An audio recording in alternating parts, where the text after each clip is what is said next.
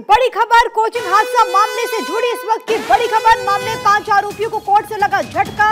5 आरोपियों की जमानत याचिका खारिज हो गई। 30,000 कोर्ट ने जमानत याचिका खारिज की। इस वक्त की बड़ी जानकारी, क्योंकि जिस तरीके से एक बड़ी घटना घटी है और उसके बाद 3 बच्चों की मौत हो गई, 3 स्टूडेंट्स की मौत हो गई, जिसके बाद कई सारे प्रश्न उठे। इसमें भारी अनियमितता देखने को मिली। ये पता लगा कि वहां पर जिस बेसमेंट में लाइब्रेरी का संचालन हो रहा था, दरअसल वहां तो अनुमति सिर्फ और सिर्फ लाइब्रेरी की थी। इस पूरे मामले में पुलिस की तरफ से एक्शन लगातार जारी है। 5 लोग जो कि कोचिंग से जुड़े हुए थे, उनको बाकायदा गिरफ्तार किया गया और उन 5 आरोपियों की तरफ से जो जमानत की याचिका कोर्ट में लगाई गई थी, अब उनको झटका लगा, क्योंकि 5 आरोपियों की जमानत याचिका 30,000 कोर्ट ने खारिज कर दी। इससे पहले उन सभी को जुडिशियल कस्टडी में भेजा गया और अब इस पूरे मामले में इस वक्त की सबसे बड़ी खबर है, मामले में 5 आरोपियों को कोर्ट से लगा है झटका, क्योंकि 30,000 कोर्ट ने उनकी जमानत याचिका को कर दिया खारिज।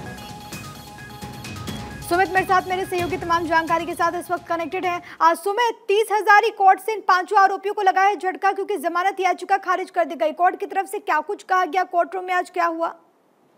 देखिए प्रिया, बड़ा झटका है 5 आरोपियों के लिए, एक बड़ा झटका है 30,000 कोर्ट से। चूंकि 30,000 कोर्ट ने 5 आरोपियों की जमानत याचिका ये कहते हुए खारिज कर दी है कि इस स्टेज पर जमानत नहीं दी जा सकती है, क्योंकि दिल्ली पुलिस इस मामले में फिलहाल जांच कर रही है।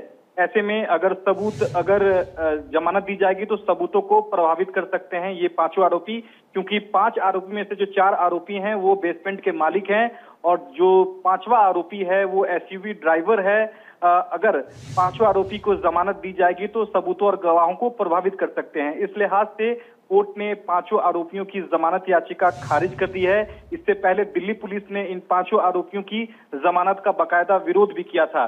जिन 5 आरोपियों की जमानत खारिज हुई है उसमें बेसमेंट मालिक परविंदर सिंह, सवरजीत सिंह, हरविंदर सिंह और तेजेंद्र सिंह है, और जबकि 5वां जो आरोपी है वो car driver, SUV driver Manoj Kuthuliya शामिल है।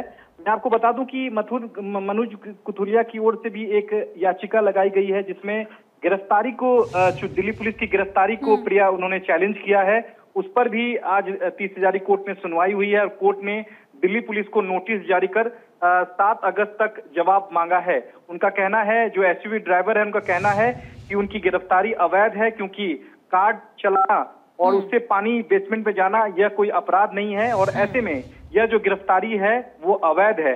तो अब इस मामले में दिल्ली पुलिस को जवाब देना होगा 7 अगस्त तक, और 7 अगस्त को इस मामले में अगली सुनवाई होगी। लेकिन निश्चित तौर पर 5 आरोपियों को किसी भी तरह की राहत नहीं मिली है।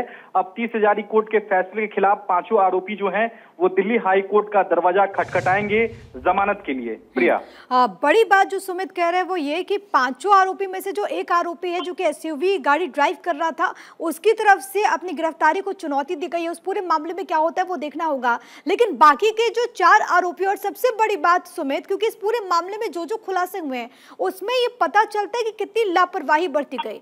जिस बेसमेंट में अनुमति सिर्फ स्टोरेज की थी, वहां पर लाइब्रेरी संचालित हो रही थी, इसको लेकर के सवाल। दूसरा ये कि वहां पर जो नाला था बकायदा उसको भी कवर कर दिया गया था, जो रिपोर्ट्स में अभी तक जानकारी सामने आई। और इन तमाम चीजों को लेकर के बाकी के 4 आरोपियों की तो मुश्किलें बढ़ती हुई।